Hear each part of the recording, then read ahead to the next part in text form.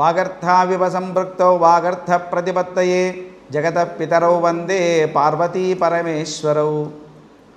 వేములవాడ రాజరాజేశ్వర స్వామి వారి యొక్క క్షేత్రంలో అనాదిగా మనకి కామదహన అనంతరము వచ్చేటువంటి పాల్గొన బహుళ విధియతో ఆరంభమై 5 రోజుల పాటు పాంచాన్నిక ధ్వజారోహణ శివకళ్యాణ మహోత్సవాలు ఈ క్షేత్రంలో జరుగుతాయి.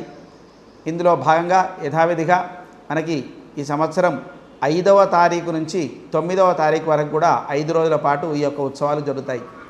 ఈ ఉత్సవాల్లో భాగంగా మరియు మనం స్వామివారి యొక్క ప్రధాన ఆలయ అభివృద్ధి విస్తరణలో భాగంగా అన్నింటినీ కూడా దృష్టిలో పెట్టుకొని ఈ యొక్క 5వ తారీఖు నాడు యాగశాలలో శివభగవత్ పుణ్యాహవాచనము, అలాగే ఋత్విక్ వర్ణము, స్వామివార్లకు రక్షాసూత్ర బంధనము, దేవతాహ్వానము, యాగశాల ప్రవేశము, సాయంకాల వేళ భేరీ పూజ మొదలైనటువంటి కార్యక్రమాలన్నీ కూడా మనకి 5వ తారీఖు నాడు జరుగుతాయి.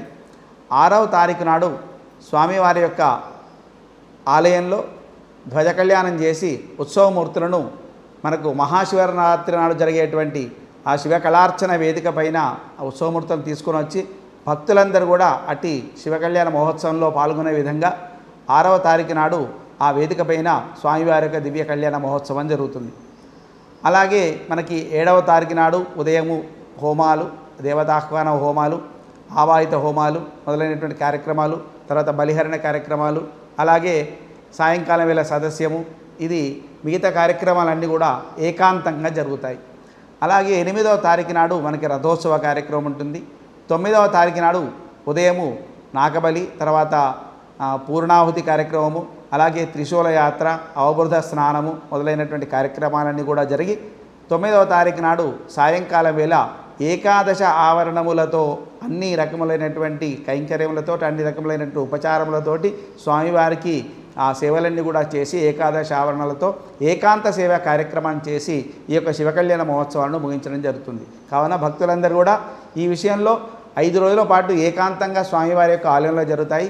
ఒక స్వామివారి యొక్క దివ్య కళ్యాణ మహోత్సవం మాత్రం మనకు 6వ తారీఖు నాడు మన పార్కింగ్ స్థలం వద్ద ఉన్నటువంటి శివ కళార్చన వేదిక వద్ద ఆ కళ్యాణ మహోత్సవం జరుగుతుంది. భక్తులందరూ కూడా ఆ సమయంలో స్వామివారిని దర్శించవచ్చు. స్వస్తి.